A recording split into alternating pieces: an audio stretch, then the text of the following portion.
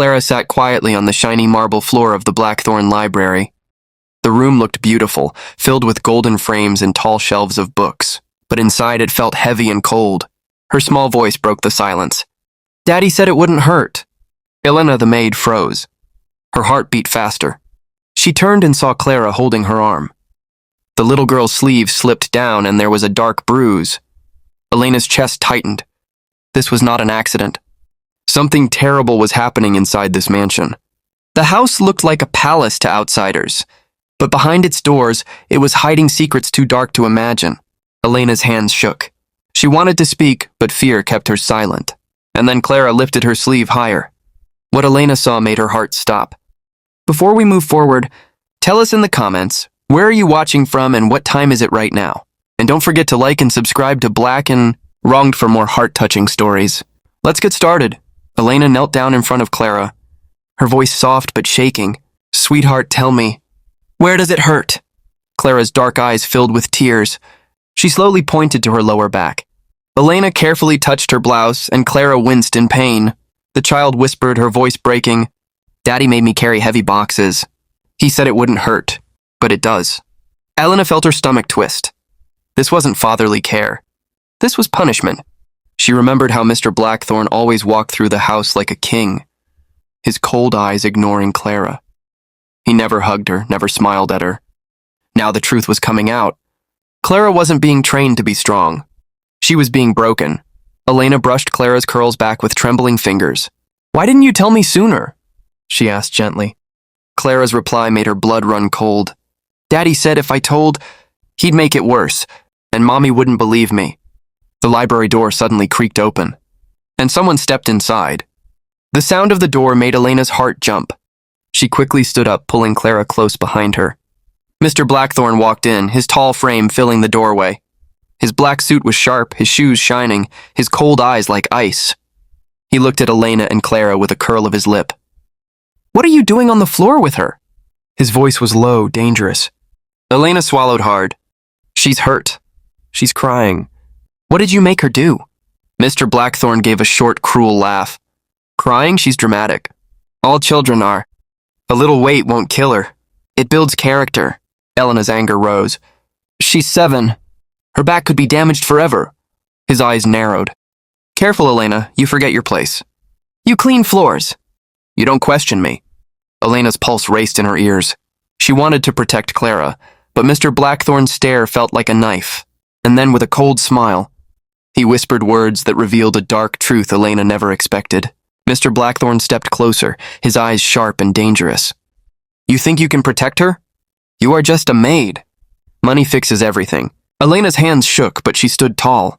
She would not let him scare her. Clara pressed herself closer to Elena, tears rolling down her cheeks. She was so small, so vulnerable, yet so brave to cling to the only person who cared. The mansion, full of golden lights and tall windows, suddenly felt like a prison. Elena thought about all the times she had seen Mr. Blackthorne push Clara, make her lift heavy boxes, force her to carry things far too heavy. It wasn't training. It was cruelty. Elena took a deep breath. She couldn't let Clara suffer in silence anymore. She knew what she had to do, even if it meant risking her job and angering the coldest man she had ever known. And just as she reached for her apron pocket, she felt a shadow moving behind her. Elena's hands shook as she pulled out her phone from the apron pocket. Her thumb hovered over the keypad. She took a deep breath. Clara's small hand held hers tightly, her eyes wide with fear and hope. 911, please, Elena whispered, her voice trembling but steady. She explained everything.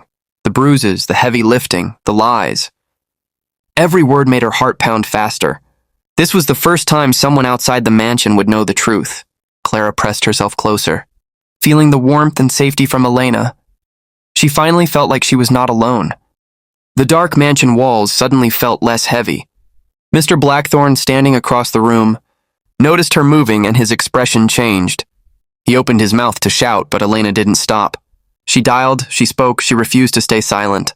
And then, just before the call connected, Mr. Blackthorne's shadow moved closer, his intentions unclear. The library door burst open, and the sound of heavy footsteps echoed.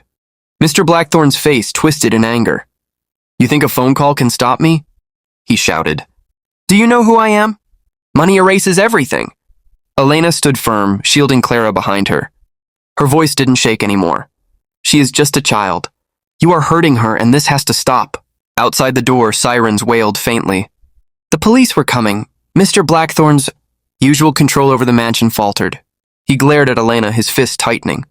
The golden walls that once hid secrets now reflected truth. Clara's small voice whispered, "Please, don't let him hurt me." Elena held her tightly, promising she would protect her no matter what. And then the front doors opened wider. Someone unexpected had arrived, changing everything.